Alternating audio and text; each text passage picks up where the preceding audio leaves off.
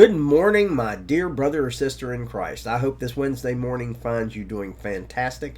I hope you're looking forward to a wonderful, blessed day in the Lord. And most of all, of course, I hope you're living your very best life in Jesus Christ. You know, I was talking to Nancy the other day that one of my favorite things about summer is watermelon, even though it's entirely possible in our current era of plenty to get a good watermelon in the other seasons. There's just something particularly sweet about sitting down on a hot summer day with a salt shaker and a big slab of watermelon. The thing is, it not only cools you off, but if you're like me, it brings back blessed memories of summers and picnics gone by. I'm kind of like Mark Twain, who described the watermelon like this. He said, when one has tasted it, he knows what the angels eat. And of course, the best thing about watermelon on my current diet is that it's unlimited. You can eat as much as you want and not even have to count it in the program, which is great. Well, a couple of weeks ago, Nancy and I were shopping, and I picked up a watermelon from the pile, only to have Nancy say, "Oh no, you don't want that one. You want the seedless watermelon." My response was, "What's a few seeds?" I mean, as a child, one of the best parts of eating watermelon was spitting out the seeds, and we'd get encouragement for those who could spit them the furthest. But in order to please my wife, I bought one of each, one with seeds and one seedless. And it got me thinking about seeds and the Lord. See, all fruit propagates by seeds. The seedless watermelon has been bred so that the seeds are smaller and easier to eat without noticing, but they still have seeds. See, the thing is, they have to have seeds, because no seeds, no future plants. And no future plants, no future fruit. See, God in His infinite wisdom decided that this was the best way to allow us to have delicious fruit. And I think it's brilliant, of course. It's a simple system. No seeds, no fruit. If seedless watermelons were truly seedless, there would have only been one of them.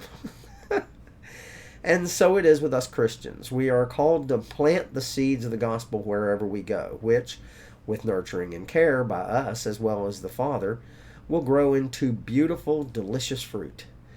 This was an analogy even the most uneducated early Christian could understand, which is why Jesus used this idea over and over about the importance of sharing the gospel.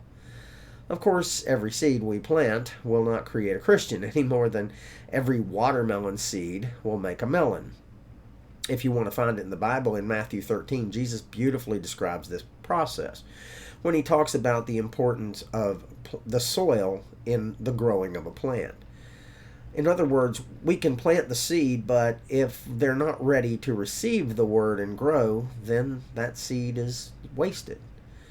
The truth is that when it comes to watermelon, less than 1 in a billion watermelon seeds will make it to the ground, and of those, less than 1 billion of those will find themselves planted in good soil, nurtured, and end up developing fruit.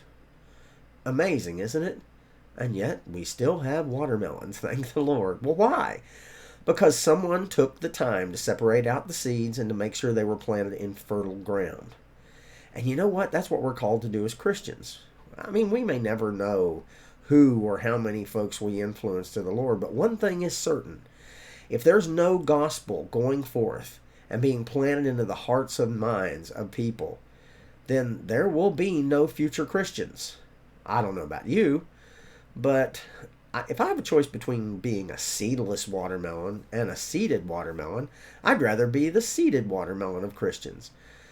Because I'm always want to be producing more fruit and more seeds, so that the generation to come, there will still be those who are called to do His will and and call other Christians to Christ. You know, Paul wrote in 1 Corinthians 3:6, "I planted the seed, Apollos watered it, but God has been making it grow." And like Paul and all those early Christians, I may not live to see it, but God willing, I will always lead folks to the cross and not away, even long after I'm gone. So what about you? What kind of watermelon do you want to be? Well, today I urge you to be like the seeded watermelon, sweet, tasty, joyful, and full of the gospel to share. And I want you to make sure that you go out today and share those seeds with a world that desperately needs Christ. I hope you make today a fantastic day. I want you to know that I'm here should you need me. I hope to see everybody at Bible study tonight, and I truly love you all.